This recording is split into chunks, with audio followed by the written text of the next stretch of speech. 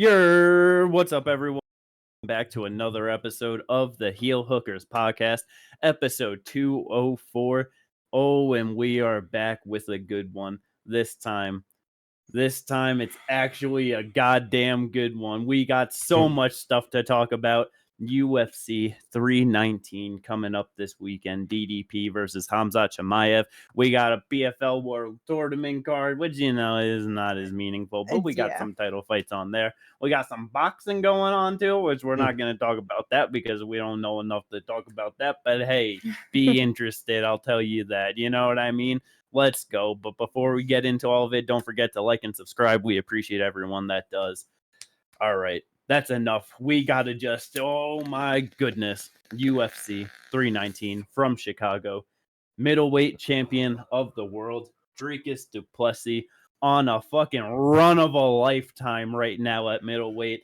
Especially in the last few fights, he's obviously just been getting more of the respect and been having more faith from the fans, and what he's been able to do. Oh, yeah. But especially through the first couple in the UFC, not a single soul ever thought he would have made it to this point.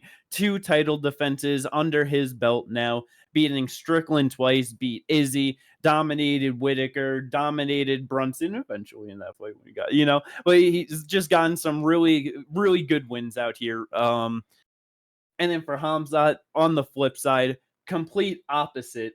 As soon as he came into the UFC, everyone thought he would be into in a title fight. Everyone instantly talking about him having double champ status just because he was fighting at welterweight and 185 back-to-back in such short notice.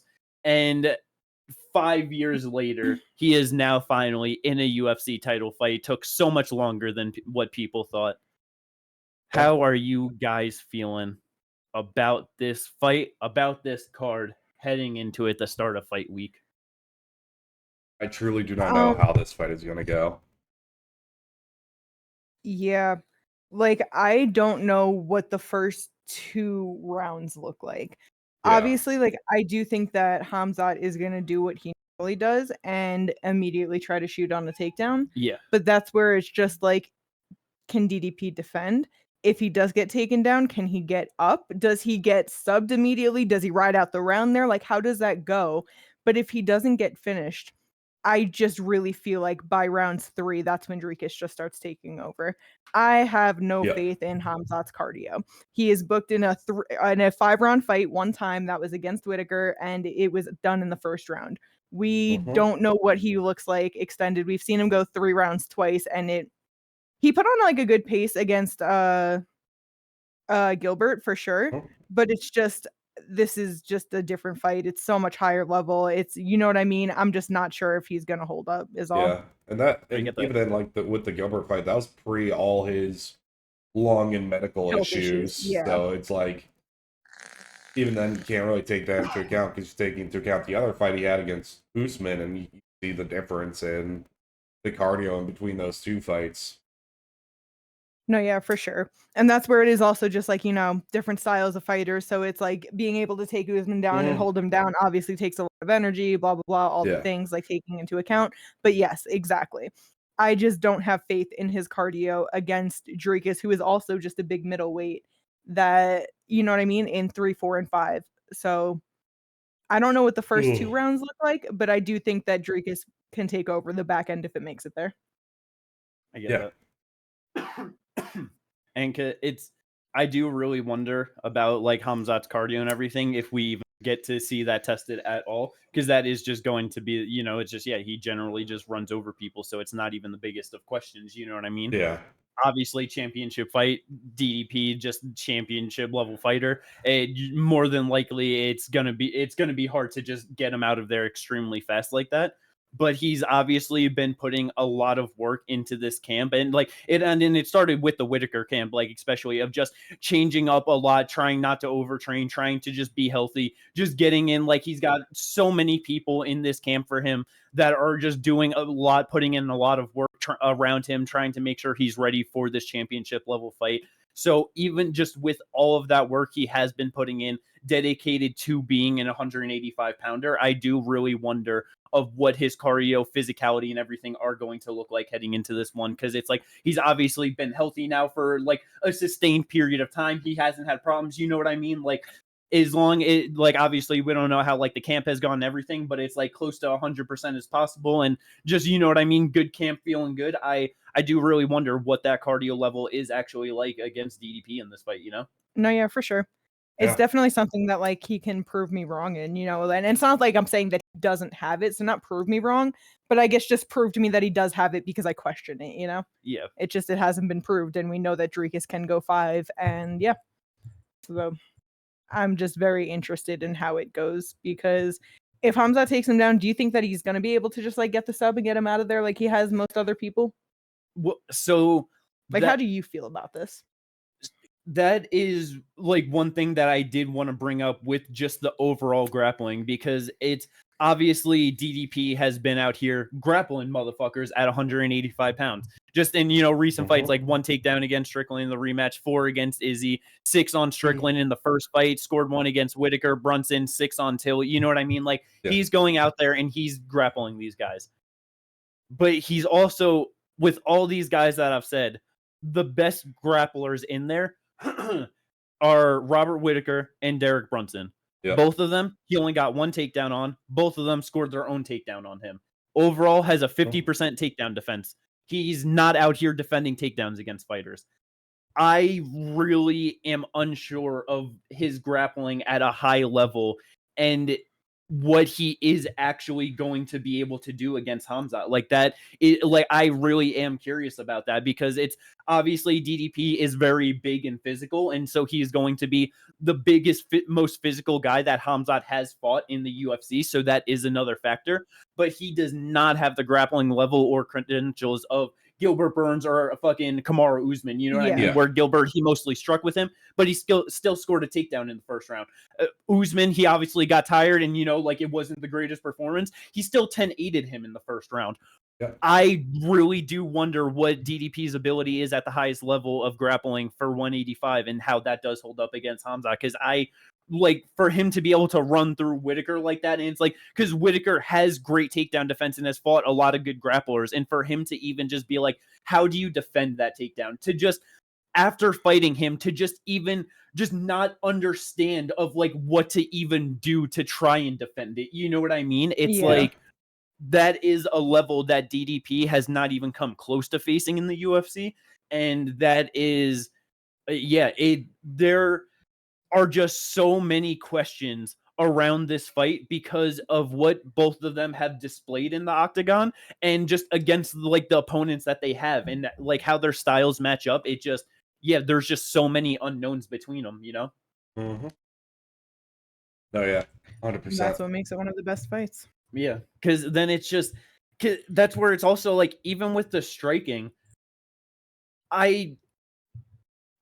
Khamzat, obviously with the Gilbert fight, that's where you got this like the extended period of him striking, and he did a whole bunch of dumb shit in that fight. You know what I mean? Like, and not in the way of DDP where it's just like, oh, technically bad, but he's just getting the better end. It's just, he was just eating so many shots, just throwing shots recklessly. Like, you know what I mean? Like it was, but there were also a lot of moments, especially out of southpaw, just working behind a really good jab. He has those moments of just actual good fundamental type boxing.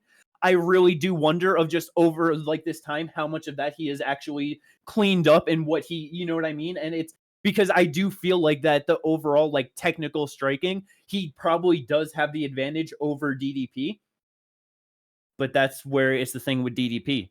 It's most people have the technical advantage. Does that matter? Over him. Exactly. I will say though, because you know, it's like I've mentioned it a couple times, but I feel like it's really easy to gloss over because of all of his performances. But in his last one against Sean Strickland, he really did look a lot technically better. Yes. He looked tightened up. He looked like he was taking it serious and really just trying to like dial in on being correct in his movements, because that was one where like his striking just looked like so much cleaner there, you know? No, he looked yeah, way less 100%. doofy. He looked way less like the cartoon character that we all make fun of, but it's way easier to like keep all of those performances in our head. And like, that doesn't mean because he had one performance against Sean Strickland, who he's already fought before, that he's going to show up like that. But he did. So he does have that, you know what I mean? Like there is that potential that like, he's like, no, I gotta, you know, take this seriously and really just, like I said, dial in on being correct. Yeah.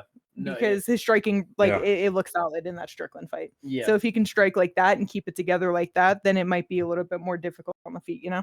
For sure. And I feel like he has to be dialed in on this fight. You know what I mean? Like exactly, and like the extra dumb shit. It's really, especially early, like it's not gonna work against him, man. Like it's exactly, and that's kind of why I just feel like, you know, like the striking, he might. I don't know if Khamzat's gonna actually be technically better, because he does do a lot of dumb shit too, and we can assume that he's dialed it in, but we haven't really gotten to see it, where at least from DDP we did get to see it, you know? Very true. He put out a high pace on the feet and he looked good doing it. Because that is with the pace, you know, strikes landed per minute, DDP at 6.12, just a very good rate, especially as the champion, and then 5.36 for Khamzat. So also great rate, not too far behind. The one that with just like some of the fucking like stats, just the striking defense of Khamzat, 41% to 54% of Dricus. That it's because like we're saying, you know, Dricus is obviously out here grappling people. He still gets a lot extended time on the feet. And so to just have that much better defense than Khamzat, you know what I mean? It's like, you know, fighting Strickland, fighting Izzy, fighting Till, fighting Whitaker. Like he's fought a lot of really good strikers. And to just maintain that overall, like above 50% defense is extremely good. And so it's just like, just also shown of, like you said, with DDP cleaning it up and doing better against these guys. If he gets moments on the feet against Khamzat, it's just he is there to be hit more often than, you know, Dricus, like with the shots that are coming at him. Yeah. And, you know, like Khamzat obviously absorbs less strikes per minute, you know, overall, but that just makes sense because he's generally just dominating the fights. I was about to say, when you're like running through motherfuckers, like makes sense. Yeah, man. I'm very interested to see. I would also love to see if DDP is going out there and trying to take Khamzat down, which I wouldn't be the most surprised, because it's just, you know, it's just mixing it up and stuff. But it's like, because I mean, I guess, like, you know, if the fight does go extended to like 3, 4, and 5, it definitely makes more sense. But it's like, if throughout the first 2 rounds, if they're having moments on the feet and if like he's just trying it, like that would be very interesting to see how that plays out. DDP shoots the first takedown. No shot. They both go That'd be in there hilarious. with the idea that they have to shoot right away, and it's like an immediate 2-second clash of heads. How about that? That's possible. I don't think it's possible. I don't think that's happening. I mean, technically, but they just both get giant cuts on the top of their heads. But like, so it's one of those things where like to them, they're just like, I'm fine, didn't do shit. But now they're both just instantly covered in blood, and it's just terrible. Okay, that's not gonna happen. That would be funny though. But I have no doubts that same shit with Khamzat within the first 15 seconds he's shooting a takedown. You know what I mean? Like, I have no doubt about that. Yeah. But yeah, it's going to be interesting to see it, because obviously, you know, he will do the multiple attempts throughout the chain wrestling to eventually get the takedown, which against a lot of like fighters, like, you know, he has to go through multiple attempts, even with someone like Kevin Holland. But I do wonder of just like, how that scramble does look initially, and how many attempts does it take? What does DDP's defense look like in there? Because that, like, the first 30-40 seconds of this fight is just going to be so big. You know what I mean? Oh, like, yeah. DDP really has to make a stand, and Khamzat, I feel like, has to just really try and run him over, you know? Like, they both got to make their statements right away. Yeah. Yeah, I think with DDP, like, he has to be working even right before like this fight got booked, right? You're looking down the barrel at middleweight right now, and you're looking at RDR, Khamzat, Kyle Briley all coming up, and they're all trying to take you down. You gotta think he's been working on that motherfucking takedown defense for a minute now. Yeah, that's for sure. Because obviously doing the grab, it's like if he's just been fucking mainly offensive grappling, because like just been fighting strikers. It's like that would be he'd be in a very rough spot heading into this one for sure. Yeah. Oh yeah. Oh man, but yeah, it's so good, man. And DDP, if he's able to fucking get this win over I'd be able to the first one to be able to defeat him, take that like 3 title defenses. Obviously, like I don't know, I've just been hearing people just kind of already talk about where it's like, one of like the greatest runs at middleweight with like especially from like Whitaker on like just all of these wins, and like getting it done over Khamzat as well. It's like I don't think he's really. I feel like he still needs a couple more to really get him into like the greatest, like in like middleweight history, like greatest of all time. But it's like he's really putting together a nice resume, man. Yeah, like, he definitely is. is. But I agree, he needs more to be in talks. Yeah, because because like the Whitaker one, and like the Whitaker Strickland's like great, and obviously like the Strickland one, but it's like you got Strickland who is just it shouldn't have.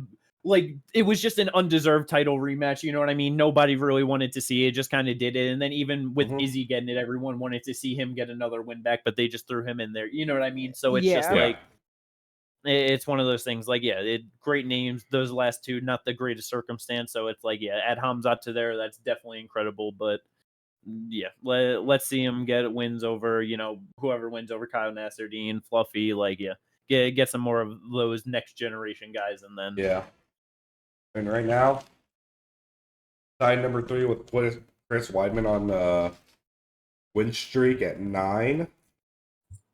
Obviously, title wins. He's tied with Rich Franklin at 3. He'd tie Weidman if he wins this one at 3. He's definitely like I feel like you make the argument he's up there with Weidman, like in number 3, right behind Izzy and Anderson. I mean, to win this one. I mean, honestly, I feel like you even without winning this one, I feel like you could argue him for number 3. Yeah. I feel like he's already there. Like, but getting this win for sure puts him at number 3, like without a doubt.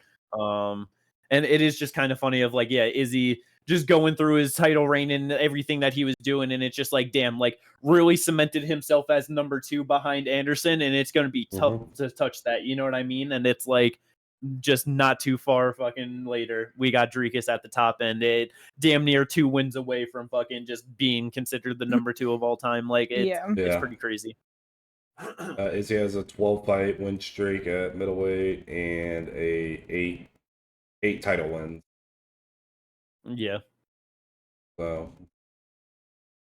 Yeah, it's definitely was a fucking amazing run, Izzy. But DDP is knocking on that door.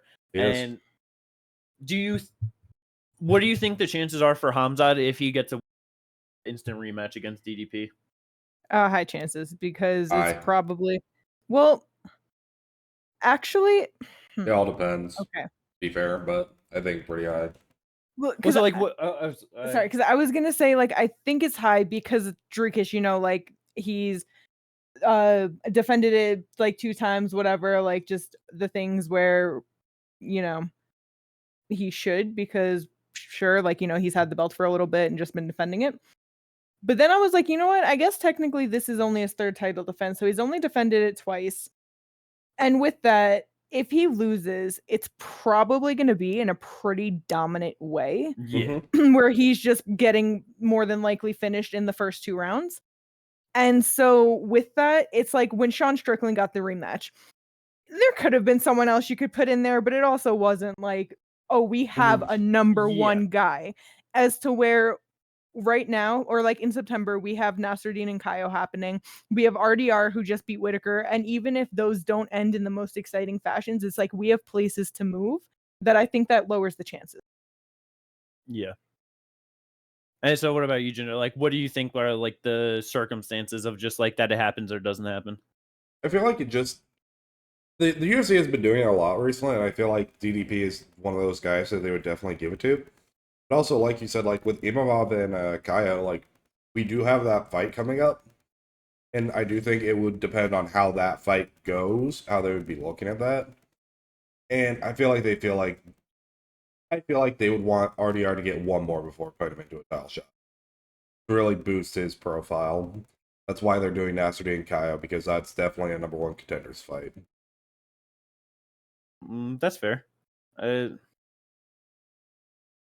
Yeah. It might be one of those situations where it's an instant rematch for DDP, but not for Khamzat. But I'm not sure if, like, if Khamzat wins, but I'm not sure if that would even happen because it just depends on how active Khamzat's going to be and everything. So, yeah, I don't know.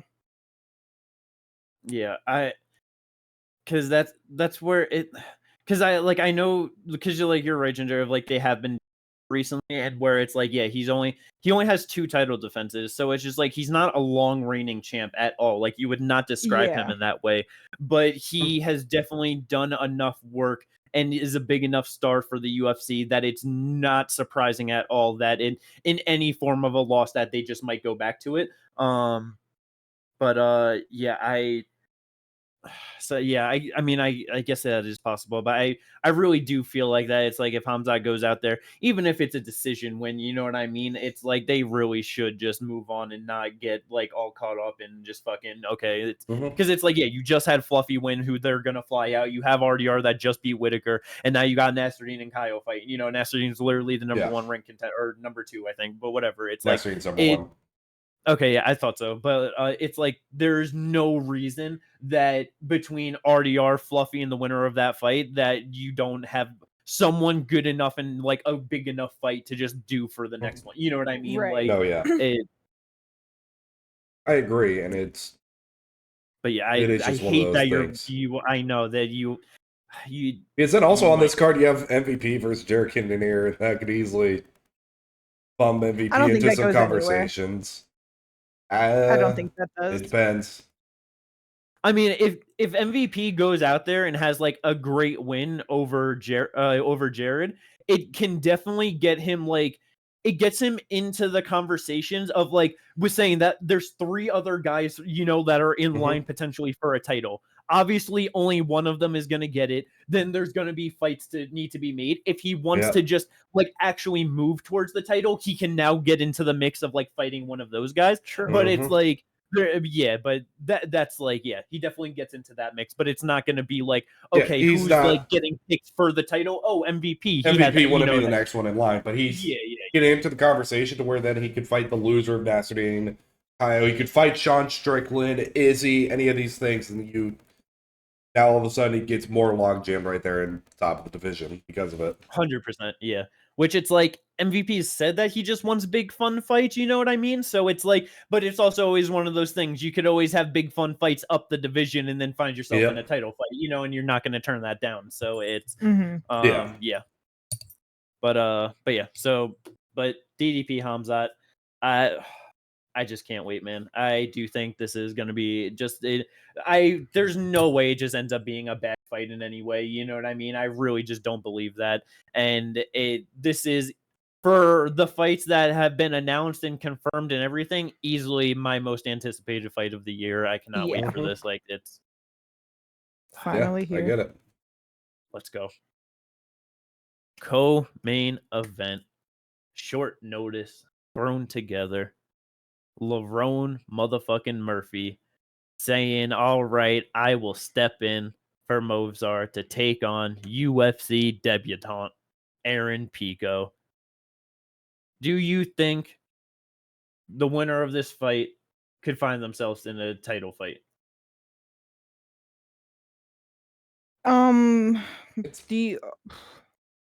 Because Deigo and Jean Silva is happening, all depends on that. Yep, that's obviously the other big. If Jean Silva wins, he's getting that title shot. If Deigo wins, they might want him to get more wins because he literally just lost to Volk, So I don't know if they're going to be like, hey, rematch immediately.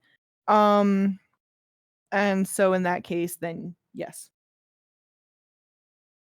You think that no matter what though, like if Jean Silva wins, like it's like it, because I feel like if let's say Jean like gets a decision or so, you know what I mean, over Deigo, like even if it's fight, but like I don't know, he doesn't have like some crazy like spectacular like finish highlight reel something.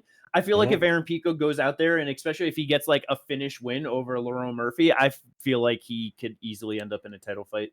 I think it depends because Jean Silva is a big star, and even if he doesn't have like another like super starstruck performance, Deigo is number 2. He just lost in a title fight to Volk. You know what I mean? It's like I just think that Jean Silva is a big enough fighter that they're not going to override him with Aaron Pico.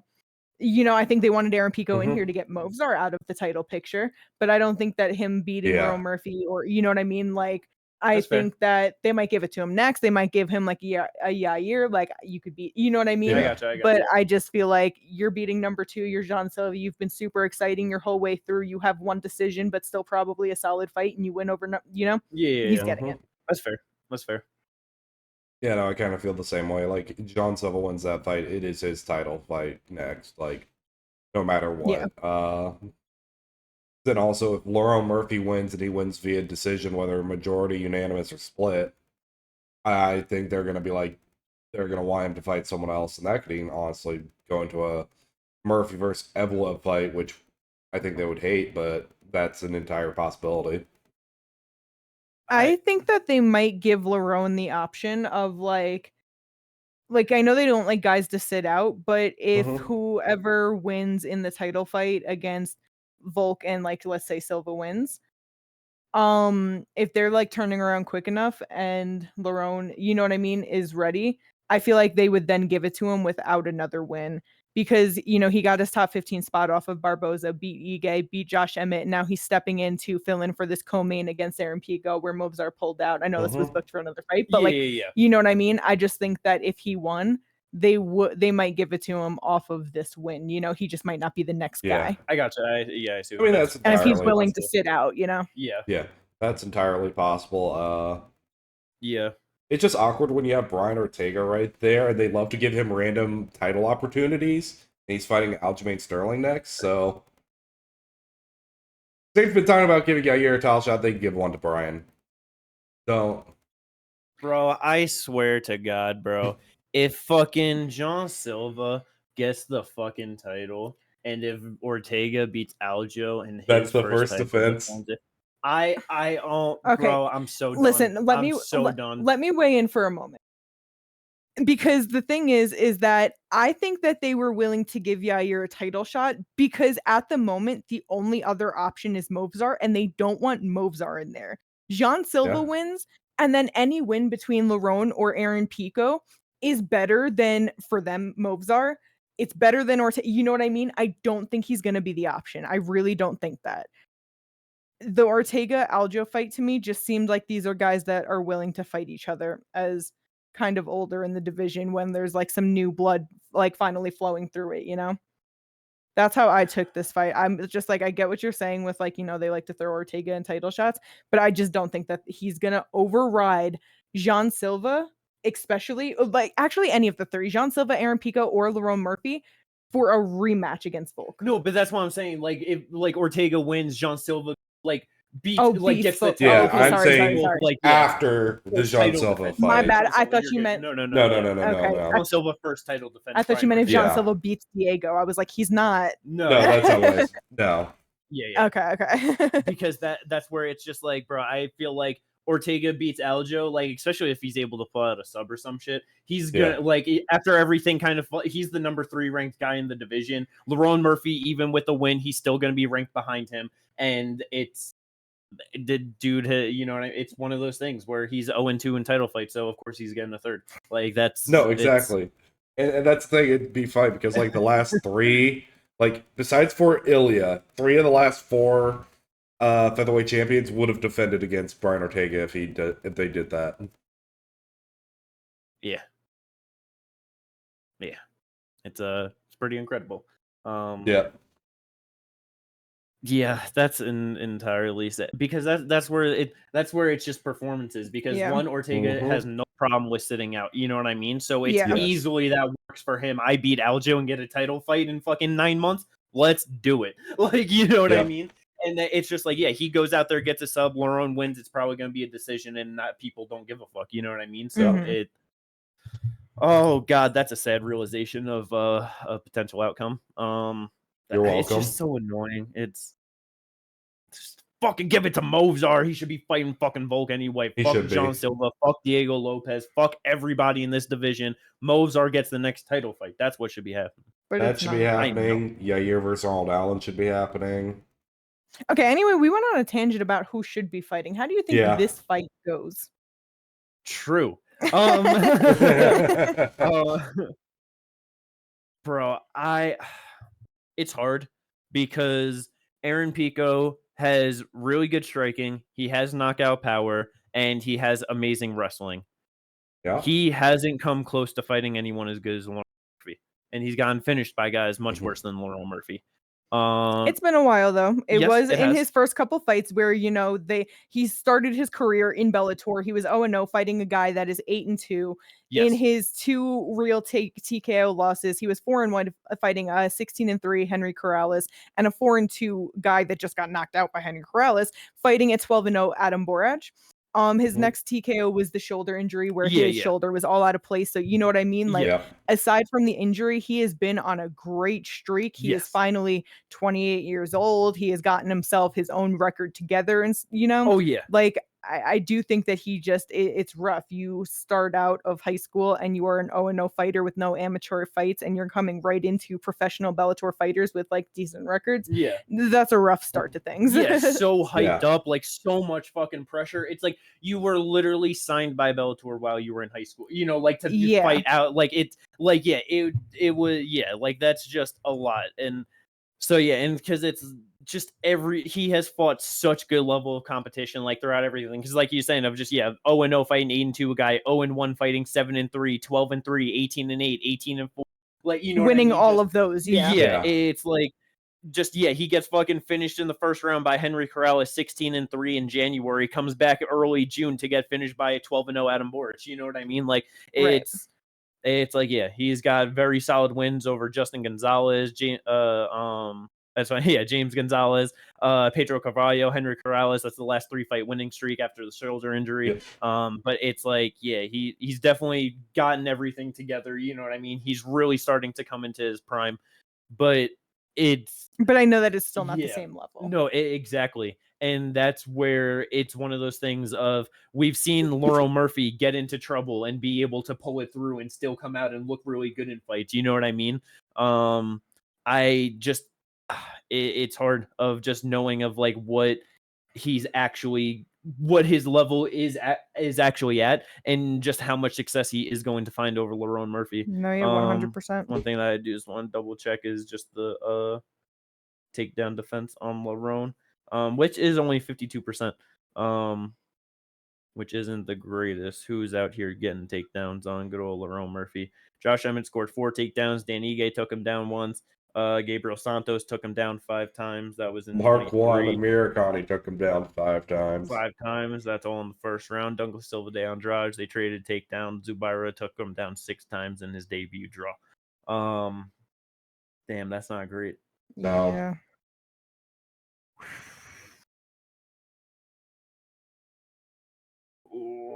I mean, because it's like 4 out of 11 takedowns for Josh Emmett, only scoring 3 minutes 40 seconds basically of control time. 4 minutes of control time off the 5 of 11 takedowns for Gabriel Santos in that fight. So it's like he's making them shoot a lot and not giving up the most overall for sure, and they're not getting the most control time out of it. Yeah. But yeah, man, that's not great. Yeah, because it's like I don't think that anybody thought is as credentialed, as good of a grappler, you know what I mean, as Aaron Pico. And it's like, and he's just one of those people too, where it's like, American wrestler. And it's like, you got so many motherfuckers, I feel like, especially just like recent years of like, American wrestling is better than Dagestani wrestling. I grew up in Ohio and I could beat your ass. You know what I mean? And then they just go out there and get fucked up.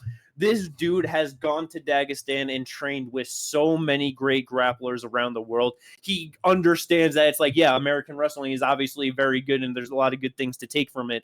But especially in MMA, there's so many other facets of grappling that you have to encompass. And it's like he has learned from so many different people and styles that it's like he's not just a brickhead American about that shit. So that's where it's like this could definitely be an issue for Murphy. Oh. You know what? Fuck it. First round ground and pound finish for Aaron Pico. He's going to be the first one to get done over for you, I believe. Could. Let's go. Let's fucking go, man. It's, let's see, because also one last thing. I'm sorry, go. No, I was just saying it's possible. Oh, okay. Because I just wanted to double check stats. 5'9", 73.5 inch reach to for 5'8", and Okay, so I honestly thought that there would be a little height. I checked that too. Very similar physicality stats in terms of like height, reach. I feel like just one of those things where it's like because Pico's just like got such a wider build that it's like when you're I think of Lerone skinnier, you know, and fucking Aaron Pico's just short and stocky, you know. Mm-hmm. An inch difference in height. Yep. yeah. But yeah, this is a very good coach for sure. I'm super excited to see how this one plays out. You want to know another factor that we didn't even talk about 100%. Is that I know that this fight was put together short notice and that Lerone Murphy is a new fighter for Aaron Pico. Yeah. But Aaron Pico was in a camp ready for Movsar. Yes. And like it had to be extended. So I know sometimes that's an issue for people, but like he definitely had more time to get ready and prepared for a fight. And while Lerone is obviously a different fighter, I wouldn't necessarily say that he offers more threats or different threats though. Because basically because it's like I know very different fighters. Obviously Movsar is very grappling heavy and Lerone is nowhere near as grappling heavy, or you know what I mean? Like he's down to strike and he has different type of striking than Movsar, but it's not always the most dangerous striking. For sure. And then like we know, while people don't give Movsar the credit, that like he does put a good pace with his striking as well when it comes, like he mixes it up with his grappling and his striking. Yeah. So it's like getting ready for somebody that like is truly well-rounded, has great grappling, has good striking, has a good chin on him, to then going to Lerone Murphy, whose grappling is less effective, less of a threat, both of their striking. I'm not trying to say that Movsar striking is a threat, but like, you know what I mean? Yeah. That I just feel like Pico might be a bit more prepared for this short notice because it's not the craziest style match, like mix up, even though they're very different fighters, you know? It's just the way that he doesn't offer like these extra crazy threats. I see what you're saying. I get that. I do happen to think though that if anything, just especially with the striking, I do think the style of Lerone could actually be way more problematic for Aaron Pico than Movsar. Because it's like Movsar definitely, like, you know, he'll obviously like have his, like, he'll throw shots on the outside, but then like he'll go in with like combos and like, you know, just try and like push forward on it. Lerone Murphy, he can skirt on the outside, he can counter strike, he's a very good kicker at point. You know what I mean? Like, I feel like he has a way more diverse striking set that it's like, if Pico, like, just trying to like come in, find like, you know, big shots, trying to find takedowns, and it's like if Lerone is ready, I feel like just the counter ability is going to be way more like just way more there and present for Lerone Murphy than what would be for Movsar, where I feel like he's just going to meet him more head on, and that could like which could like be one of those things of like could end up like likelier potentially for like Pico to get finished or something. But like I don't know, I could also just see like I wouldn't be surprised if Lerone is beating up the leg on the outside, you know what I mean? It's like I do think it could be a little bit harder on the feet for him. That's true. I just feel like he has his moments sometimes, but he's not always the most dangerous. So it's like, while I know it's very different set of striking, that it's like, I just feel like you're kind of taking away rather than adding. Shit, this is like a totally pure opposite. Like you're going from a pure wrestler to a pure striker, you know what I mean? Like, yeah, like 100%. Because it's like they're both overall, like just general, like good MMA fighters, heavier grappling, Lerone a bit more towards striking. Like, But and because that's where it's like with that difference, that's where it's like the striking could be a bit more dangerous for Pico, but the grappling potential is like nowhere near the way that what the fucking motherfucking scrambles Movzar was doing with Aljo with like that was such a fun grappling match to watch. You could barely even call it a fight, but that was a fun ass grappling match. I loved every second of that shit. Fuck anyone that didn't enjoy it because they didn't punch each other. I don't give a fuck. It's MMA. Sometimes there's not too much punching and shit, you know? Sometimes they just roll around and that's fine. Yeah. These things happen in MMA. Yes. But yeah, so super interesting. On Tapology, at least, Aaron Pico, slight favorite, actually. Minus 130 favorite. That's actually kind of interesting. Getting his respect. Yeah, that's pretty surprising. Pretty close to a pick'em fight. Yeah. I definitely would have just figured that Lerone Murphy would just, if it was a pick'em, I figured that like on the more favorited side, honestly. We'll have to see the real odds because if people are picking on Tapology, they're MMA nerds like us, and therefore they might know something. Well, so it's like the betting odds like on Tapology, you know. So it's like I think those are actual betting odds, Okay. But like I think they like take just multiple and just put them together. Yeah, like I don't know. It's an aggregate. Okay, yeah, that's what I thought. Okay, it's funny. Tapology actually has 76% for Murphy. Yeah, and because honestly, in my head, it's like I feel like a big thing is just like I feel like the Bellator guys just really haven't been showing out too much lately. You know what I mean? Like it's just been rough. So it's like I feel like that's going to be a big thing hanging in people's heads, which it's like I definitely get it, but Aaron Pico is also a very good fighter, and it's like, and that's where with Patchy Mix, like yes, very true. And it's like I know Patchy Mix, like just also saying he's very good and not over the hill, but it was like we were saying of like he really didn't look too great like recently, but it's like we believe in him, but it's like Pico has been looking good, so it's like a bit of a difference on that as well. Got the momentum behind him. Let's go though. Super excited. I can't fucking wait for that fight too. I love having fights where you just got so many questions on what's going to happen because it just brings so much more excitement to it, and definitely a whole lot of questions to be answered in the main and co-main event. Oh yeah. Featured bout though. Do you questions? think? Well, so that's where I was going to say, do you think there are questions really of like, okay, Carlos Prates took the loss to Ian Gary, like, can he go out there and get it done over just a very cemented top 10, top 15 guy in Geoff Neal? Or do you think that it's like one way or the other, you believe someone's just easily got this fight in the bag? Honestly, I think it's kind of hard for me. And the reason why I think that is because, like Geoff Neal definitely is a very solid fighter. Carlos Prates, the Ian Gary fight was so weird, man. Like, obviously, he wasn't supposed to fight him. Then he ends up getting it pushed back, and instead of being a 3-round fight, he's into a 5-round fight. You know what I mean? Yeah. And I feel like the 5-round fight is like the 5 rounds is what really changed everything for him. Because while we talked about it, that it was weird to conserve your energy till the end, it just looked like he was trying not to do too much and then realized like, shit, I'm out of time. I got to do something. And then immediately like had some momentum going, but it was far too late, obviously. Geoff Neal is hard to get out of there. Yeah. And I don't know if the only person that's ever knocked him out is Kevin Holland, funny enough, in the 3rd round outside of the UFC. I'm not sure if Carlos Prates has that, like, one-shot power to just get him out of there. And if he does, then that kind of proves, like, bro, don't take your fucking time in these 5-round fights. Just go for it because you can get people out of there, Yeah. But I don't know. If Carlos can't get him out of there, I think that Geoff Neal is a super tough fight for him. He might just end up doing more. He might be able to get some clinch work going. He might be able, you know what I mean, to win the decision. But we'll see. I gotcha. Oh yeah, that's exactly that's kind of what I was thinking. It's like with Geoff Neal being with Geoff Neal being such a solid fighter, and the fact that he's like done a lot of like the Neil Magny thing recently, where he'll put you into a clinch, put you up against cage, just batter you with shots right there. Like I feel like this is going to be a very interesting fight for Carlos Prates, especially because he was able to get off of Neil Magny's clinch. feel like Geoff Neal isn't as good there, but Geoff Neal also a much better boxer and with heavier hands than Neil Magny. So that changes that dynamic a little bit.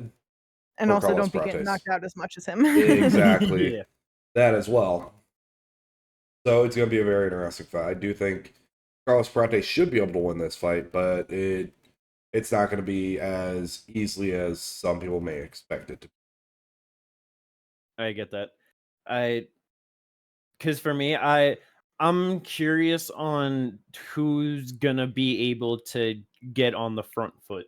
Like that is because it's like Prates just obviously taller and longer. The bit of like the striking difference between just like the Muay Thai and boxing. Prates, he likes to throw singular shots a lot of times and just like out at range. And so it's like he like a lot of times he'll like, he tries to pressure with that, but then, he can like just obviously throw like them as counter strikes, you know what I mean? And it's like, with Geoff Neal, like being such a good boxer, he's an extremely good mover too. He does such good work going in and out, side to side, catching people on angles. I feel like it's going to be hard for him to try and counter him. And if Geoff is getting off first and like, just trying to be the aggressor, I feel like Prates could easily start falling behind. And like you said, it's hard to get Geoff Neal out of there. He's really going to start quickly, especially a 3-round fight, being like, oh, I need to find that one shot. Only going to make it harder to find it.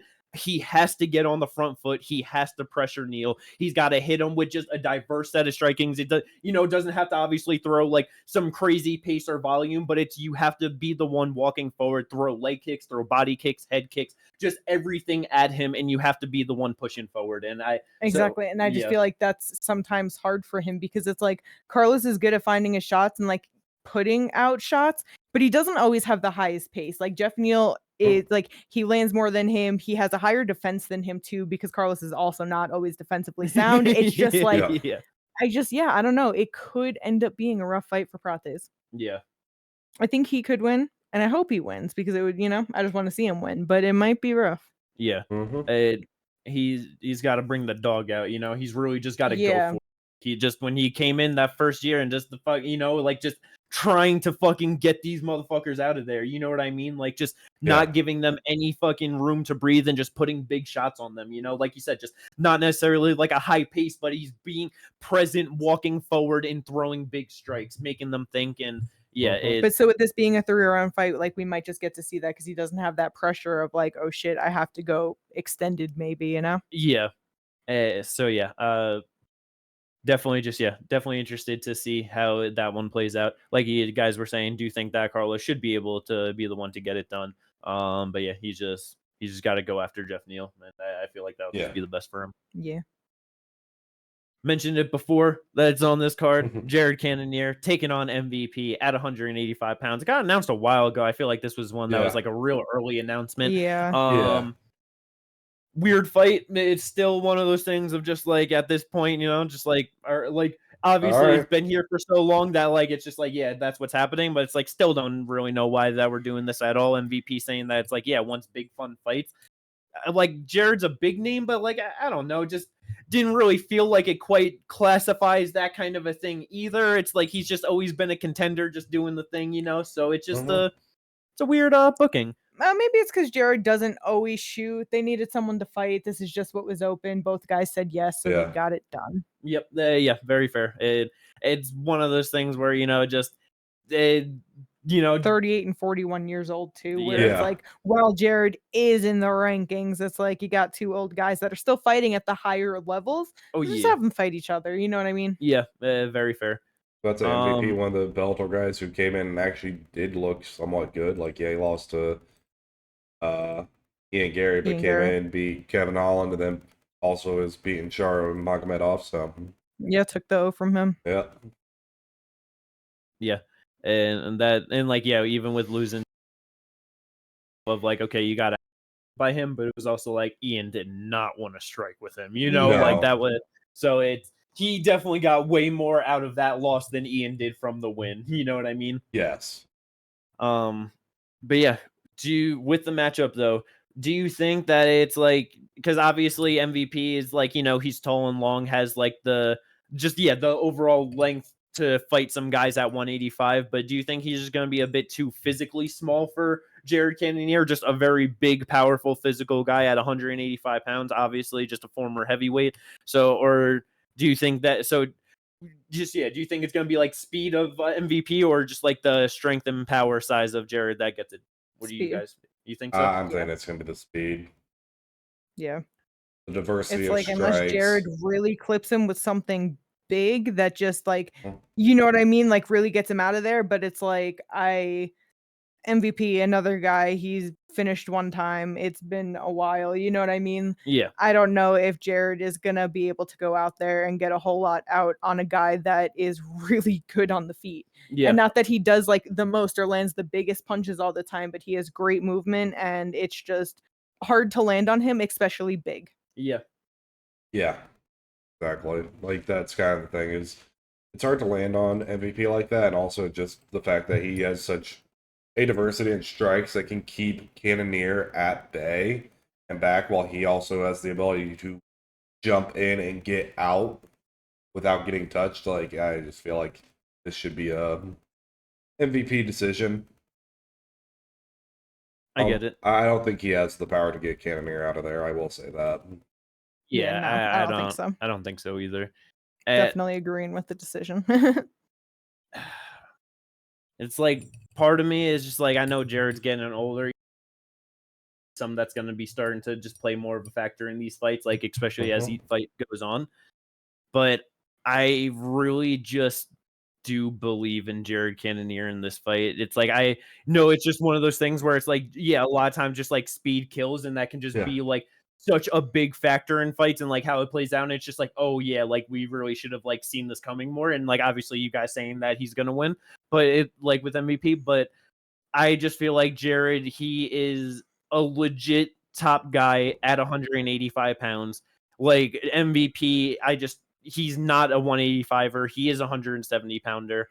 I feel like Jared is like, yeah, the speed's going to be hard, but I feel like he's going to be able to land big leg kicks on him that it's like, I know Anderson was obviously older, you know, like when Jared fought him, but dude landed a leg kick and fucking made him crumble to the ground screaming in pain. You know what I mean? Like I don't think he's going to be able to take too many of those. He's really going to have to be on the back foot trying to like just find those like big blitzing moments, because he cannot be in the like pocket like area at all with Jared. And I feel like it's going to be it's going to be too easy for him to give up space for Jared to just grab clinches on the cage and then get him down too. Cause it's like, it's like, it definitely could just be an MVP decision, but I really do believe that Jared could win a decision, get a fucking finish over him. Like I really wouldn't be surprised if Jared wins, and I don't think he's grabbing a sub, but TKO or a decision, feel like super live. I definitely didn't really take the leg kicks into account because that could be such a huge thing. If he starts beating up that lead leg of MVP and just kills that movement, especially immediately, MVP's done. Yeah. Because the reason why I think he can win is because of his movement and the fact that he can be in and out,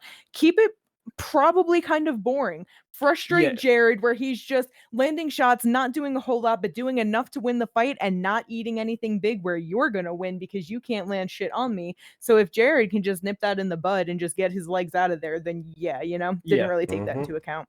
Super live for him in that aspect. Yeah, and because that it's like you're right with it, because that's where it's like MVP fights guys that he's clearly better than, and he's able to the most spectacular shit to get him out of there. But then he actually fights guys that are around his level, and he does have very boring fights because he's a smart fighter and he's going to fight in that exact way. And it's like definitely can be a problem for the older, bigger Jared, but I believe in my boy to be able to go out there and get it done. I will be putting him by second round finish in Tapology for sure. Maybe a third round. So I'm not sure. We'll see how I feel Saturday morning, you know? Yeah, I feel Saturday morning. Let's go. No, I gotta fucking do them now so I win. I'm doing them right after this podcast. Oh my god. Moving on to quite possibly one of the most fun and saddest fights for me on this card. Yep. Oh god, I hate it so much. My boy is finally back. It's been almost fucking 2 years at this point. He's aging. He's getting older by the day. I really hope he comes back with some big scruff, bring it back to the old days, you know? But Tim Elliott, he is finally back, taking on former title challenger Kai Asakura. 0-1 in the UFC. 0-1 in the UFC. Yeah. Bro, I am so scared for Tim Elliott in this fight. I want I to get see it. him do good. I want to see him just do so many good, fun things. But I feel like, especially just after that loss to Pantoja, motherfucking Kai is going to be coming out with a bang. He always comes out looking for a bang, but like, Yeah. Listen, the only thing that I'll say, and like, I really don't know who I feel like is going to win in this fight. Because I obviously have not watched the Ryzen fights of Kai Asakura, so I only got to see him against Pantoja. Yeah. But Tim Elliott, again, another guy that is just not easy to knock out. Yes. He was knocked Yeah. out one time in the early days back in 2009. His first 3 fights, he went to a draw, got subbed, and got knocked out. That's crazy. Anyway, but with that being said, that was the one time he's gotten finished, and he has been in the UFC for his whole life, and he's had 20 fights inside the UFC. You know what I mean? Like, I don't think that Kai is going to be able to do it, and a big reason is because while Tim is getting older, he is another person with annoying fucking movement. So it's like with Kai doing certain things where a lot of his knockouts are coming to either like knees to the body or soccer kicks to the ground, knees to grounded opponents, because that's legal in Ryzen. I don't know if he's going to be able to just find that body shot on Tim, Yeah. and then like straight up just going out there and punching him out. I just don't know if he's going to find a clean enough shot to get it done. And he's not big on submissions. He's only got 3 submission wins, like he is mainly a knockout guy. So where Tim can sub and be subbed, that's not Kai's biggest thing. So like it's still rough for Tim, but I'm just kind of not going to be surprised if he can get it done over Kai. I get it. Yeah. Kai's going to go out there, really big first round. Tim's going to win the next 2 rounds and go to a draw. I'd be pretty okay with that, not gonna lie. I would accept that. It's like I definitely do, agree that it's like it's Tim. It's hard to get him out of there. Like he is very good. Knockout. Yeah, knockout. But it's like he hasn't fought anyone that is explosive and dynamic as Kai Asakura. You know what I mean? Like that he is extremely powerful and just like his ability to just go on those moments with a lot of impact. Right. You know what I mean? Like he really does just have that. And it's just one of those things too where it's like, yeah, getting older, just 38 years old, you just never know how, you know what I mean? Just like been in a lot of scraps and stuff. It's like it's like I do believe in Tim to be able to get it done, and for sure I'm picking him on Tapology. But it would not be a shocker at all. First round knockout Kai Asakura. I'd be like, yep, it's like Kai like got it done. You know what I mean? But I'm just. I don't know. I'd be like, damn, he did it. Yeah. Make me real sad. But I will believe in my boy. Timothy Elliott. It should be a fun enough flyweight fight either way. Yeah, I don't think that it's going to be boring at all. Yeah, couldn't be unless Tim gets up to some shenanigans or something, Who knows what could happen in there in a Tim Elliott fight, Pulling out all the stops for a win. Let's go. Cage grabs. Cage grabs. Sword grabbing. Yeah. Go. What if he pants him and then punches him in the face? That'd be hilarious. That'd be pretty good. I was about to say he might even pull out an oil check. Who knows? Oh God, that would not be. None of that. Let's go. That is the UFC 319 main card. On to the prelims. We got a whole lot of good fun on the prelims. Yeah, honestly. we have some fun fights on the prelims. What do you guys want to talk about first? There's so many places that we could go with this. What do you guys? I feel like we can go right under it, like Bobby Green and Carlos Diego Ferreira. That is a fun 155 fight. That is the prelim headliner. 2 veterans of the game. Yeah, more old men. Fun old man 55er fight. Who do you think's getting it done? You asking me? Everyone. Oh, okay. General statements. Diego Ferreira. Just 2 of y'all. I'll say one of you specifically if I'm talking specific. I'm sorry. What did you say? You said Diego Ferreira? Yeah. You think Diego so? Ferreira. Why do you say that? Knockout. I don't know. I just feel like he's gonna be able to time something onto Bobby Green. I think Bobby Green's like head movement and everything has just slowed down enough to where he's been getting hit a lot more recently. Very fair. That's definitely fair. I know it was a takedown on Paddy Pimblett that got into the triangle choke, but he got hit before that. The Jim Miller fight was a complete war. Got knocked out by Jalen Turner. The Mauricio Rufy fight obviously got spinning wheel kicked. And then, yeah, like, it's just been rough. I get that. No, yeah. He has for sure been getting finished more. Like, yeah, that is 100%. Because it's like I know that like in the UFC, CDF has more knockouts than subs. 5 knockouts, 2 subs in the UFC. I feel like he's gonna sub. I feel like he's because it's like I feel like Bobby, like you said, it's clearly slowing down, just not close to prime Bobby anymore. You know what I mean? But I feel like he's still gonna be a little bit too slick for CDF on the feet, but I feel like the takedowns and the grappling, like Carlos Diego Ferreira just dominates him there. Honestly, like I don't think Bobby's gonna have like the best defense against that and being able to get out of the submissions. You know, it could even be a situation like the Paddy Pimblett fight, gets hurt a little bit or gets slipped up, goes in for an instinctual takedown, and gets wrapped up into a Dars or guillotine or whatever it may be. 100%, yeah. But yeah, I am kind of thinking that fucking Carlos Diego get it done, Bobby. That's or King Green, I should say. It's rough. He hasn't been doing good since he changed his name to King. You know. Yeah. Hopefully he could get it done. That would be cool for him, but we'll see how that one goes. GM3 gonna get it done over Michal Oleksiejczuk? So I don't know.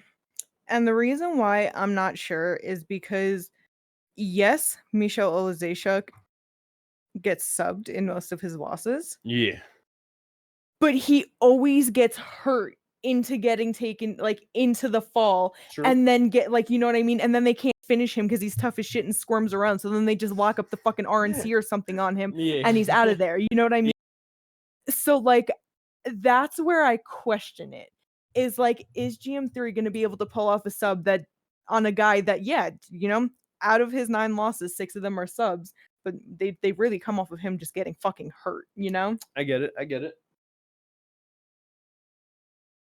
Funny. GM3 with a takedown accuracy of 31%. Oleksiejczuk with a takedown accuracy of 43%. Takedown defense for GM3 at 42. Oleksiejczuk at 48. So what you're telling me is Oleksiejczuk is about to out-grapple the shit out of him. That's insane. He's going to defend all the takedowns. He's going to take him down and sub him because he's a fighting nerd now. He's got the knowledge. Oh. Right? And while all that's true for everything I just said for those stats, Oleksiejczuk does land 5.27 strikes per minute. What's GM3 at, like 8.7? 3.05. 305. That's close. I mean, he absorbs less. About 1 strike less per minute than Michael does. Well, that's good. That's surprising. So I figured that would have been more. Hey, he had RDR looking real bad on the feet. You know what I mean? He's gonna go out there, big bombs on Oleksiejczuk, and then he's gonna fucking take him down, sub him. Maybe. Potentially. I honestly have no idea. I just feel like this might be a fight that Oleksiejczuk might be able to win. Yeah, this is one where both of them are so easily capable of shitting the bed. You know what I mean? Like that is either one of them like could be this close to victory and just pull it from the like and just pull the rug right out from underneath themselves and end up with a loss. You know, like it. Really good. Just snatching defeat from the jaws of victory. You know what I mean? Like just incredible stuff out there. I do think it will be a fun fight. Yes. Oh yeah. There is no doubt. This is sloppy Yeah, fun. yeah, exactly. Next fight though, you guys, we already talked about my personal head-to-head matchup. You know what I mean? Because I got my own personal issues to work on the inside. Yeah, but You guys got outside issues to work against each other. yeah, we got a head-to-head in my Lupita versus his Andrade pick on the draft. Yeah. And since the moment this was booked, I have truly thought Ginger's getting that point. I think Andrade wins, and that's just how I feel about this fight.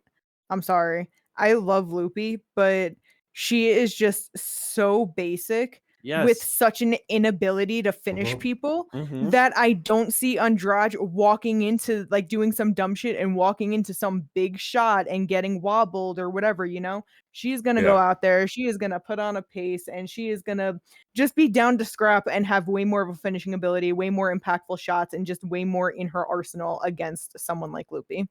Yeah. Lupita's losses in the UFC: Mackenzie Dern, Virna, Angie Hill, Juana Carolina, Jessica Penne. You know, it's not like they're the worst, but her wins are Julia Palastri. The split over Tapdarici is her best. Elise Reed, Emily Decote, Cynthia Calvillo. You know what I mean? Like, there is just a clear difference in the wins and losses. Andrade is winning this fight, man. I don't want. I'm sorry, but like she is winning this fight. She's also significantly better at strawweight where she belongs. And even for this being like, this is one of those strawweight fights too, where Lupita is the same fucking size as her. You know what I mean? Like Andrade with the 1 inch reach advantage, Lupita with the 1 inch in height. Like they are virtually identical there. It's like, this is Jessica's fight. Through and through. Yep. Only 2 years older. Twice as many wins. Just you watch. She's got one more loss than Lupita's got wins, you know? Yeah. She knows how to lose. Yeah, but to one, a higher level, and two, like I said, she's on a 2-fight losing streak, and both of them are at 125. She should not be at 125. 5'1" with the 62-inch reach. No, perfect stats. No. Send her back up to 35. Shut the fuck up. She could knock out Mayra Bueno Silva. I believe it. But at 115, she's on a 2-fight winning streak against Mackenzie Dern and Marina Rodriguez. Lupita is gonna land more jabs. She's gonna have better defense. She's gonna stuff takedowns. She's better adding defense. More. Huh? I don't know if that's statistically true. I just assumed it might be. What? She had better defense. She does. There we go. See? Ginger acting like it's not true. Kate confirming it. What the fuck is going on here, mother? 7%. Yeah, that's good. She has less accuracy. She throws slightly more than less than 2 strikes, so 6.4 to 4.3 for, you know, favoring Andrade, obviously. Her takedown accuracy is only 47%. That's fine. She ain't shooting takedowns. She's defending them this time. Yeah. She does have an 81% takedown defense, but Andrade ain't getting takedowns, and she's gonna be a step behind on takedowns. Just You're right. She's not. She's just gonna beat the shit out of her on the feet. It's gonna be really sad. It is gonna be really sad to watch Jessica Andrade go out there and just throw 100 strikes per round on Lupita. Throw 150 and land 90 per round on Lupita. It's not gonna happen.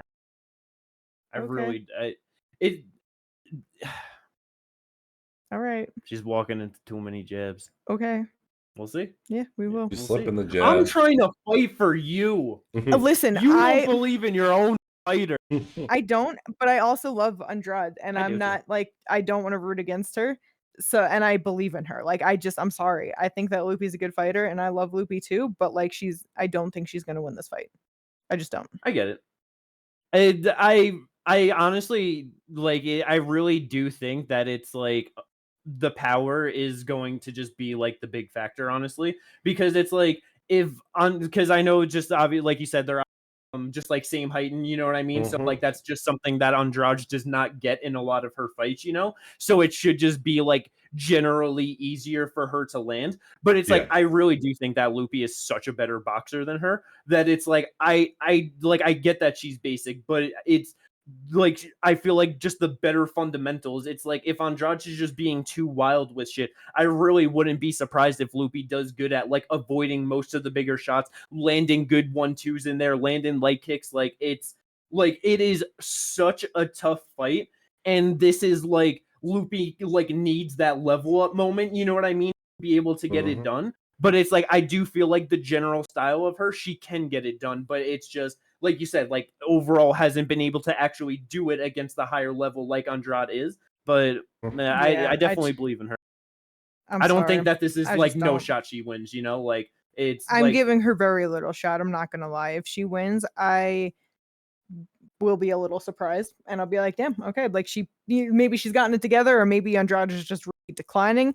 I'll see how I feel after the performance, but like I'm really not giving her much of a chance. We'll see how it goes, though. It should be a fun fight, though, however it plays out. Yes. Next fight, also going to be a whole lot of fun. Alexander Hernandez, Chase Hooper. Yeah. Chase Hooper going to go out there and maul him with the grappling. I'll say, give me Chase Hooper by sub. Yeah, first or second round, you think? You think it's going to be earlier or later? You favoring first or second and third? Or decision? Do you think he's not going to be able to actually get him out of there? Well, you said Chase Hooper by sub, but... Second or third. You're thinking second or third? Yeah, it's hard. Like, it took Moicano to the second round to be able to sub him, so I don't think Chase Hooper has better grappling than Moicano. He's actually only ever been finished in the second round. He has 4 finish losses and he has 4 decision losses. Second round TKO, second round RNC, second round punches, second round head kick and punches. He has only ever been finished in the second. There you go. I mean, it does make sense. He does have a very explosive first round, so yeah. Sub in the second or decision. That's my final answer. I think I'm honestly going to go Chase Hooper sub in the first round. Because I feel like because it's like you said, just he has a very good first round. He's going to be explosive. He's going to be going for a lot. Chase has some real slick, crafty grappling. He's real good at just getting into just wacky positions from weird angles and stuff. I would just not be surprised at all if it's just kind of a classic. He lands like a big shot on Chase. He might go down. He's fucking like just trying to really get him out of there or something. And just through all like the ferociousness, Chase is able to just lock something up in the first round. And it's like that easily could just not happen, but it's like he probably survives. And then it's like, it's like I do feel like that he does get him out of there. And I don't think that it'll go to the third, but I feel like Chase first round is pretty live. Definitely could be. Fair enough. Arm bars, triangle, something probably off the back, but Dars. This is possible, but it depends on how it goes. Yeah. Depends on how explosive Hernandez gets in. But yeah, it's I definitely believe in Chase being able to get it done. Hopefully he does, and then getting pretty damn close to fucking him fighting top 15 guys soon. So definitely interested to see how it plays out. Speaking of top 15 guys, at least formerly, Edson Barbosa also on this card at 155 pounds, taking on Drakkar Klose. How you motherfuckers feel about this one? Because it's a pretty good banger. Fucking banger. Pretty good banger. I think Barbosa's going to win via KO TKO. Round 1? Potentially round 2, but definitely think he's going to win via just been KO looking TKO. Pretty explosive lately. Yeah. And like against the Lerone one, that's where he fell off. That's the name of the game for Barbosa. That's very true. That's very like even in I guess I'm just thinking like his older age and just like still doing certain things. It's like the Sadiq one. Sadiq was super active in the first round and then he was able to just take the fuck over. And then with Lerone, he was just in there for a war. And Drakkar Klose, it is a bit longer ago than I thought. I don't know why I thought it happened sometime this year, but like getting knocked out by Joel Alvarez, that happened in December. But yeah, man, really? that I thought nasty. that was February. Right. I thought it was like, not too much later than that, but yeah. It's like he can get knocked out, and I feel like Barbosa just had big power. He still has big power. I feel like he can find the shot. Yeah. He's just an overall better fighter and has reached much higher levels. Yep. Oh yeah. Yeah. wouldn't be surprised if it's like a big hook or some spinny shit. Like, Yeah. Let's go. Let's go, Barbosa. Brian Battle about to fucking mollywob Nursalton. It's saying that Brian Battle has a 1-inch reach advantage on someone who's 6'5". Incredible. Yeah. Probably. I feel like he's gonna fuck him up real bad. It's possible. I feel like Brian Battle is just a way better fighter. Like, he's legitimately close to the top 15 at 170 pounds, and I don't think Nursalton is close to the top 15 in any weight division. Yeah. Sorry. I agree. I think that he should yeah. win.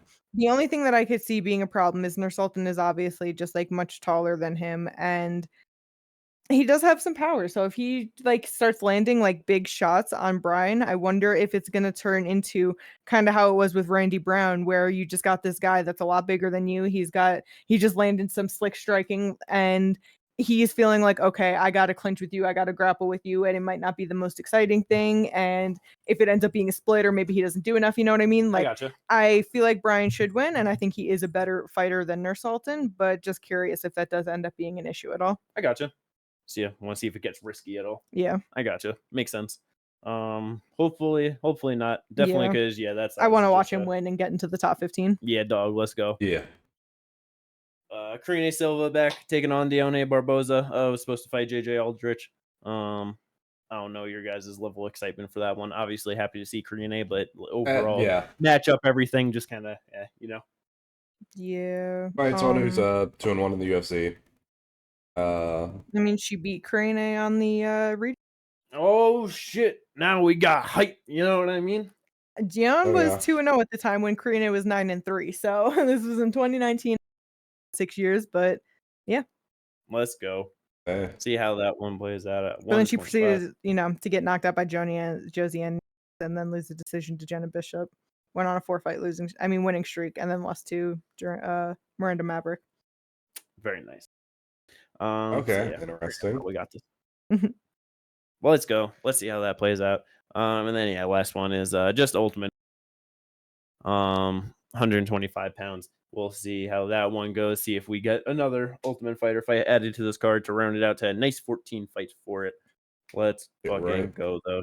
UFC 319 in the motherfucking back. Oh, almost. I can't fucking wait. I know. I'm very excited for that. This is gonna be awesome.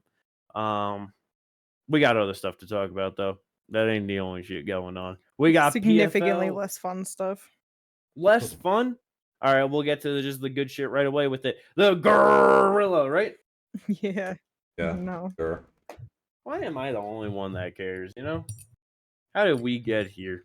Reasons. It's not that I don't care. You don't care. Listen, she is a fun fighter. Yeah. She is. Mm-hmm. But I do think that Jenna Bishop could win this fight. I want you to take that back right now. I can't. I want you to take those words back, stuff them down your throat, and seal your mouth up, and never say nothing like that ever again in your life. You know what? You're right. Because I am lying. Liz is gonna win.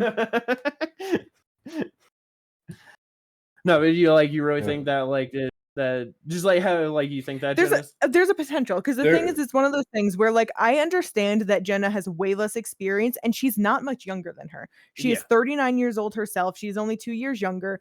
But with that being said, the less experience is also the less damage and the less fighter miles on her. Yeah. Where she does look like a solid and fresh fighter when she is fighting, she doesn't go in there looking old. And not that Liz does either, but there has been a bit of a decline in some of her performances, where it's in last year against Kana Watanabe. She was losing that fight, and she pulled out that last minute R-bar with literally 8 seconds left. You know what I mean? Then she loses to Tyler Santos, which isn't bad, but she also missed weight in that. So, there's that. She gets the liver shots over Alara Joan, whatever, cool, but that's also someone who's 12-9 and just isn't a great Yeah, fighter. yeah. Gets the UD over Allure, you know what I mean? Like, there's just been a decline in her performance where I feel like Jenna is not looking like a 39-year-old in all of the fights, you know? No, that's She very had fair. a really close fight with Tyler Santos, and then, yeah, she got finished by Dakota, but everyone's been getting finished by Dakota. And, you know, I Yeah. just think that she might be able to pull out a sub on her or win the decision. But at the same time, if Liz went out there and finished her or won the decision and just is a better fighter, I'm not going to be surprised. No, it is very fair. It's like a fucking 51-49 for me, you know? Yeah. It's like, yeah, the Liz has definitely been slowing down a bit, and just mainly I feel it just like the overall like just ability to like just go in certain moments, and then just like the gas tank, like it's definitely been fading a bit, like over. Exactly. And that's Yeah, see how that plays out over 5 rounds. Obviously, like, you know, I just a big fan of Liz. Just want to see her do good, so that's why I just bring that one up first. But main event is Godzi Rabadanov taking on Alfie Davis. What is your guys' actual interest in this fight, if any at all? I'm gonna be honest with you. Yeah. I don't remember anything about what Alfie. And I'm sure if like I looked at it real quick, then maybe I'd remember something. I can't remember if he's exciting. I can't remember if he strikes, if he grapples. I don't fucking know. I know. I'll be honest. I don't even know his last fight. Brent Premise beat Brent. UD. Oh God, that doesn't help. Okay. Yeah. Beat Clay Collard in the first round via spinning back elbow and punches. Okay. I don't remember that either. That's so crazy. Yeah. I mean, Yeah, no, he is not memorable. I'm not gonna lie. And just with a lot. Okay, good. Because I was gonna say, let me pack another bowl. As I'm talking about, I can't remember this guy. But no, yeah, I do definitely remember just thinking that Brent was gonna win in that one, and then it was just, you know, like he just did a good job of getting it done. Pretty sure that was just another one of just like having him hurt in multiple moments, stuff like that. Then just like getting the finish over Clay Collard in the first round. Give me like Godzi. it's like Alfie has definitely been overperforming to my expectations, which has been 0 because he's fighting people that I know and I don't know, so I want those people to win. Right. It's just one of those things, man. Like these Dagestani dudes had been running the game for so long. PFL Bellator really picked up a lot of fucking good ones. You know what I mean? And it's like Godzi is fucking good, bro. Exactly. Like he's good and he's been getting his shit together too. Because it's like came into the PFL and came into Bellator first, and like he got the one knockout and then decisions from Bellator into PFL.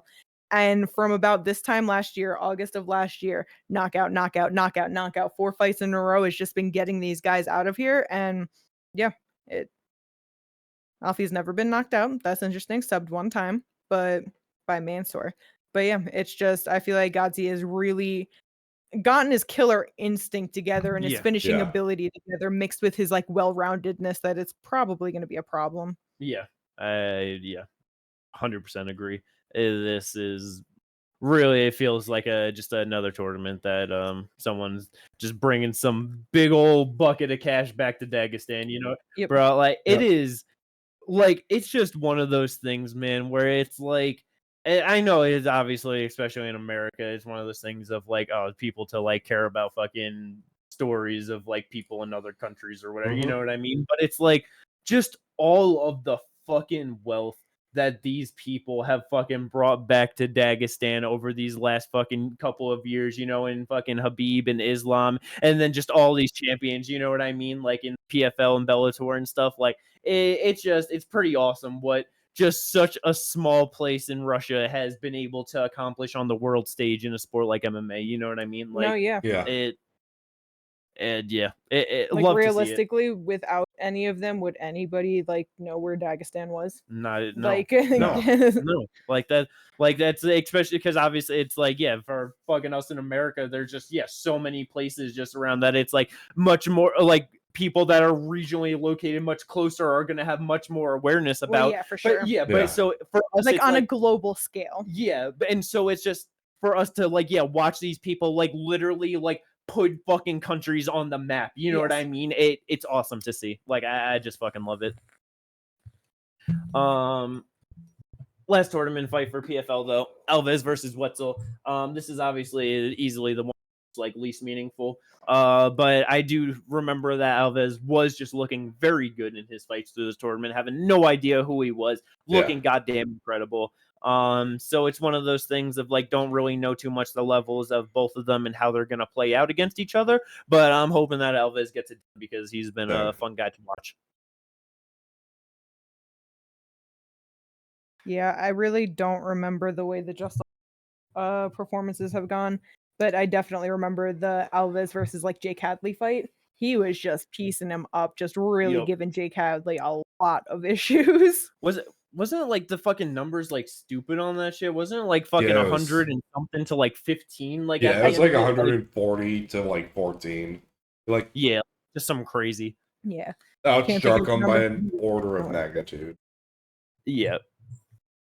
So yeah, definitely hoping for him to get it done. But yeah, we'll see how that goes.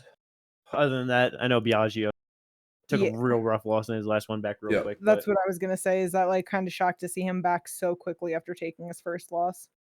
Because I mean, I guess we're saying like a rough loss, like it's not like, you know, vicious, you know what I mean? Like, you know, definitely taking some damage, you know, but like it it took damage and just like got subbed out of there like pretty easily, where I'm just like, it was literally June 27th that it's not even 2 months away that I'm like, damn, you took like a rough loss in the sense that like he was easily better than you and you're back like this. Like, what have you learned? What have you worked on? Or did you just hop into camp? Like, yep, I'm ready to get in there. It's like, brother, you know? No, very true. Breathe a little bit, work on some shit. It's fine. Yeah, very good point. 26 years old and you have 3 professional fights. Like, it's one of those things, just talking about with Aaron Pico, you know what I mean? You have so much hype coming in, it's hard to like get. It's like, it's hard to put an actual like slow roll on these guys to properly develop sometimes. No, for sure. Well, let's go. Hopefully that ends up being a fun card. Last bit to get into for this podcast is the fight news. And we got some good shit. We got some sad shit to talk about too. Let's get it out of the fucking way. Our boy, Charlie Olives, good old broomstick, you know? It got real fucked up in his last fight, getting knocked out by Elliott. And this dude is making a 3-month turnaround.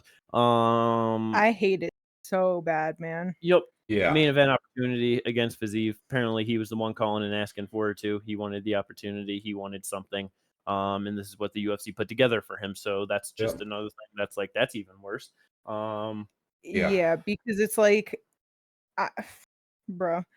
The last time he made a turnaround in 3 months was in December of 2018 into February 2019, where he got a first round RNC over Jim Miller, and then he went out there and finished David Timur. You know, this is when he was on a streak, but that was the last time he turned around like this. And I guess prior to that too, because then right before that was September of 2018. And then June. So 2018, he went the fuck off. But it's been a while since he's done this. And it was off of wins when he was getting finishes in the first round, second round, taking no damage. And, you know, running through people. Yeah, I hate this so bad. And I will say I'm kind of shocked that a lot of people are recognizing the issue in this. I figured people would be like, oh, Oliveira's back. This is awesome. It's Fiziev. He's lower ranked. It's easy. And people are noticing that, like, no, bro, you got starched for the first time in your fucking career. Maybe don't go up against a Muay Thai fighter 3 months later. Yeah. I feel like he's a fan favorite, you know what I mean? So it's like all of the things that we feel about Oliveira, that's the general feelings of the fan base, you know what I mean? Yeah. Like, that's true. Like, nobody wants to go out there and watch their favorite fighter get knocked out, you know, like, or just lose. Like, that's why Volk was hated, you know, at the beginning just beating Max in close fights, you know? So it's like fucking seeing Oliveira get knocked out, and it's like everybody loves Fiziev too. He's a banger. He puts on fun fights. So it's like I get it that it's like, you know, like generally don't recognize that, but it's not too, because it's everybody's worried, man. It's like because it's like on paper, taking out circumstances, Oliveira is the better fighter and he should be able to go out there and get it done for sure. But you haven't taken the proper recovery time. You're probably like headed into camp or already starting. You know what I mean? You're going to be sparring. You're going to be doing all these things. We know that he still spars and spars hard, because how many times has he gotten fucking cut the fuck open and spars leading into fights? That's what I'm saying. Historically, like hard spar. Exactly. From generations ago of Brazilians. And it's like with him getting knocked out for the first time like this and turning around, it just feels like his mindset is, I need to get this back, and not in a good way. Yeah. In a, this was a soul-crushing loss, and I need to make right immediately. Otherwise, I'm not going to be okay, which is a terrible mindset to go in with. So if that like leads him to overthinking anything and becoming a little bit gun shy or anything, bro is getting fucked up, and it's going to be sadder to watch than watching him get knocked out by Ilya. Yeah. Yeah. Yeah. But I mean, if he just goes out there wild and can fuck up Fiziev, like, good for him, I guess, and maybe his soul will feel right, but it's so dangerous. It is. This dude has got to go out there and grab a takedown on Fiziev right away. He's got to go out there. He's got to grab a clinch. He's got to grab like some, a body lock or something and trip him out right away and get him down to the ground. I feel like that is like, he's got to take him down and he's got to dominate on top like that.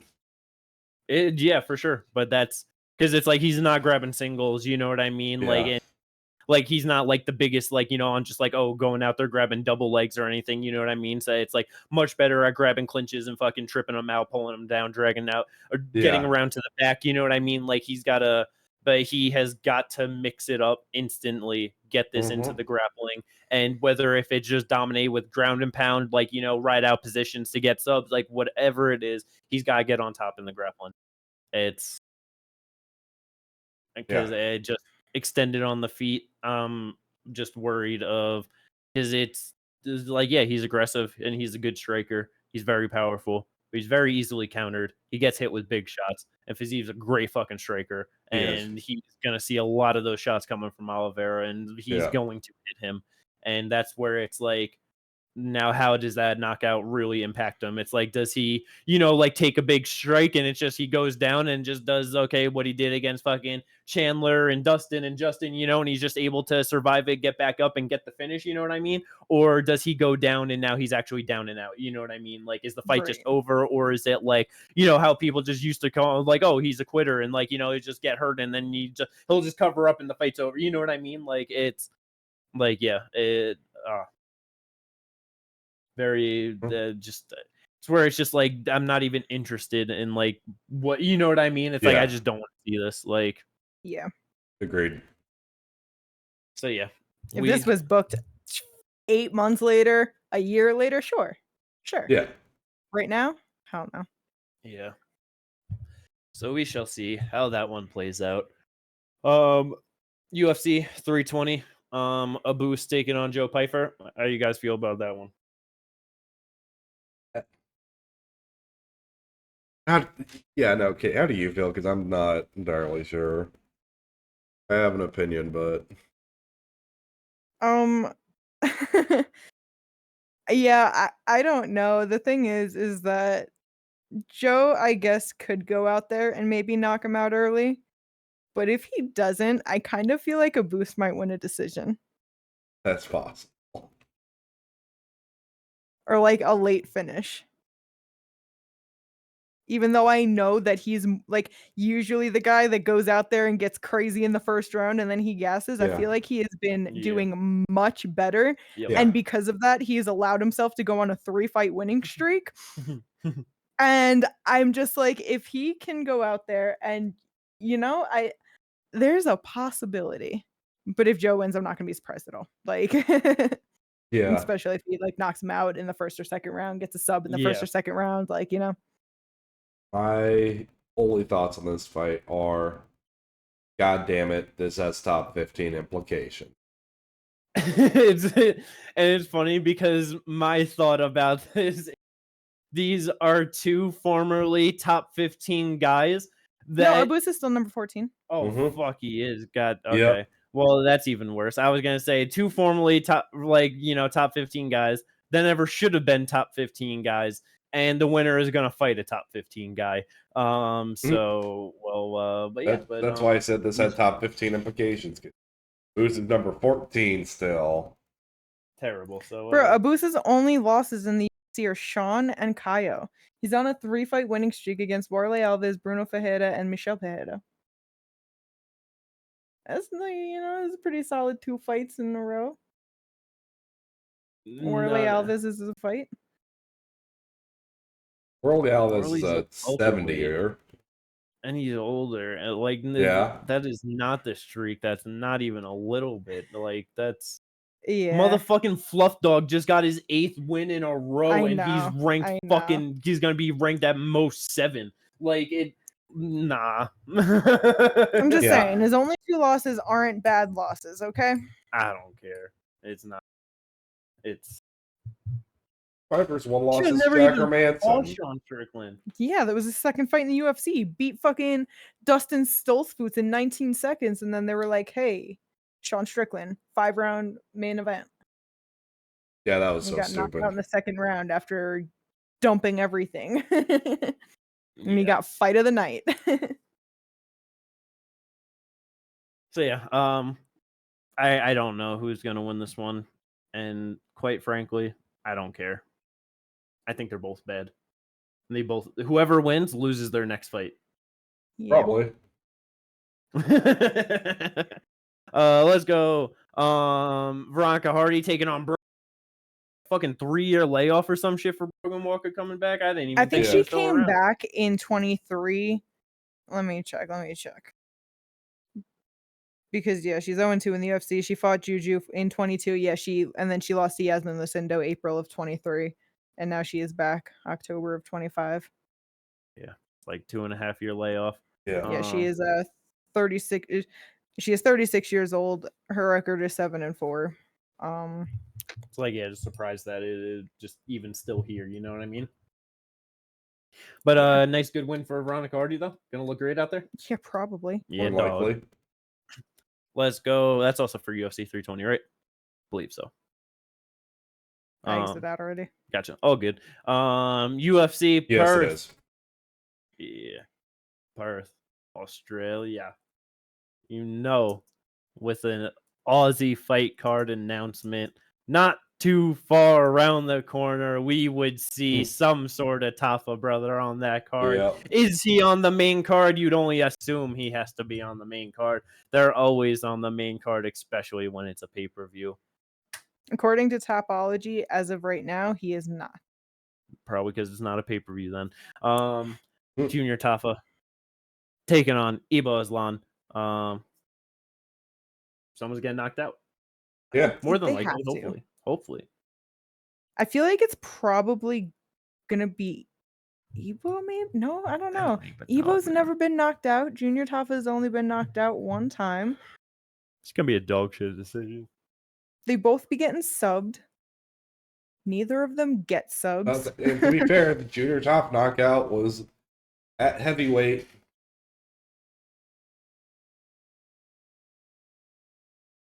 Draw. And also the knockout was because of leg kicks, and then it was the ground and pound. Like, it was really his legs were fucking done and he couldn't stand up, and you know. Yep. People don't be Junior throwing top leg kicks And like now that. I feel so different about this fight. I just thought that both of them have actually been knocked out. I didn't realize that Ibo has been subbed and Junior Tafa was subbed and some decisions. Junior It makes me feel Tafa, different. 10-8 round 1, loses the last 2. Bro, if Draw. anything, Ibo's getting a 10-8 round. I know he looked like shit against Billy, but like, Nah, I feel like Tafa has the better chance, honestly. Double left hook, double knockout. That'd be awesome. the only I would reason love why that. I say it is because I mean, some of it does go across boxing. I didn't realize, but like he has like Yeah. you know the second round and third round finishes, as to where like when you look at Ibo, it's like 50 seconds, a minute, and oh wait, that was the third round. Oh yeah, the Anton fight, but 2 minutes, 130, 145, 20 seconds, 156, 130. You know what I mean? Yeah, I gotcha. He's Yeah. really like first round. Very fair. We'll see though. Definitely gonna be a fun one, no Fun doubt first about it. round. Yeah, dog. Michal Pereira is back taking on Kyle Dawkins, who's also back. UFC Yeah. China. Yeah. How you guys feel about this one? Kyle Dawkins getting molly-whopped in the first round, Fucking probably. or Kyle I think Dawkins Kyle- second round Darstook. Oh, I think Kyle Dargis is losing no matter what. You don't believe in No. Philly's own Kyle Dawkins? No. Oh god. I'm gonna put a second round Darstook for Kyle Dawkins on that body. The thing is that No. I don't believe in him to survive an onslaught from Michal Pereira. Yeah, that's what I mean. So- Like, I'm like It's 100%. some have to, Maybe Yeah. Kyle can get it done. Yeah. Nah. But I don't see that happening. Hey, Listen, after that onslaught, Michal generally doesn't have much, so that's why I'm just like, Yeah. Look, I think that he isn't even going to survive the onslaught. Like, I think Michal gets him up against the cage at some point, like, just due to pressure. Just knocks him the fuck out like Roma Delize did. it's very possible. yeah. It's Kyle Dawkins is one of those guys where he's not good, and it's like it's not even like I really like him or anything. I just want to see him win more fights than he's losing. You know what I mean? Than he does. Like I don't know. I want to see him do better. That's what I'm saying. I don't know. I just feel bad for the guy. I guess. Like I just. Like I don't know. Like it just. You know what I mean? No, I don't. Oh. Neither do Well, I. Just he's just one of those guys where you just see him get fucked up and it's like, damn, bro. Go get fucked up some more. Nah, I want to see him do good. Let's see him become the new Darce Knight. You know what I mean? Watch him fight RDR. Whoever gets the Darce first wins. No. Moving. I'm pretty sure you don't feel the same way about Chris Stock. No, not as much. Feel more bad for Kyle Dawkins. Fair enough. I don't know why. Maybe it's because Chris Dawkins is a cop. Both cops? I thought it was just Chris. I thought it was both of them. I don't know. Fuck them both. Irrelevant information either way. No, it's not. Bruno Silva is back taking on Hyung Sung Park. Quick turnaround after his very swift loss to Tatsuro Taira, losing his O. A pretty quick turnaround for Bruno Silva too, yet again after getting knocked out by Joshua Van in June. Very fair. Yeah, I forgot that that's just just be. Well, I know Joshua Van immediately fight after this fight, so yeah, but yeah, so Hyung Sung Park by knockout. Probably because Bruno Silva just really should take a break. Yeah, it's like I know Park got dropped, real quick by Taira, but just over way less damage, taken. Oh yeah. It's like Bruno just been knocked out a few times at this point. It's I feel like Park might just. I feel like they're both probably have got to just get the win, But I feel like it's gonna be better for Park having that, and it'll just probably be a little bit easier to land that shot or eat shots, I will say though, when it comes to Bruno Silva, it's like on the regionals back in 2016, he had like a real fast head kick, 7-second knockout. But going to his back-to-back knockouts with Manel Kopp and Joshua Van, they put up high pressure and they also land pretty big shots. And it did take both of them till the third round to get him out of there. So, maybe because he didn't have the time to recover, it could happen. But I wonder if Hyung Sung Park is going to have to go to the grappling more. That's fair. He does get more. Yeah. I mean, he only has more submission than knockout, but he definitely, has decent grappling. So I wonder if that's going to have to be more so of his plan of action. Hurt him and take him to the ground or something. Yeah. Right. Yeah, just kind of crazy of how was supposed to fight Steve Ursig, have top 15 opponent, ends up fighting Tatsuro Taira further into the top 15, loses that real fast. Quick turnaround, still a top 15 opponent. It's just it's like, goddamn, you guys really want a top 15. It's like, I get it, he's very, but it's kind of funny when just he went from 10 fighting 10 to 6, now back down to 14. And it's like, okay, I've just gone 2 spots under that, big movements. He's just trying to make up for lost time. He's 29 years old. That's fair. At some point, so he was off from December of 23 until May of 25, and now he's back for his third fight this year. So I wonder if he's just nope. Probably. That was probably a mandatory military service. No, he had an injury. Oh, he had an injury? Yeah, I know he got a knee injury that had him out for a while. There are a lot of fighters who lose, it's Korean Zombie had that in the middle of his UFC career. Mm-hmm. Yep. But yeah, no, I just know that this was because he had the knee injury. He was out for a while, had surgery, all of that, came back, and now he's like, all Yeah, right, I let completely me forgot about fight. the injury. I heard the time length. I'm like, oh. Yeah. Let's go see how that one plays out, though. UFC Vancouver, October 18th. Yeah. And last one, also for that card, motherfucking Cheeto Vera is back taking on Amin Zahabi. Again, his biggest step up in his career. How do you guys feel about this fight?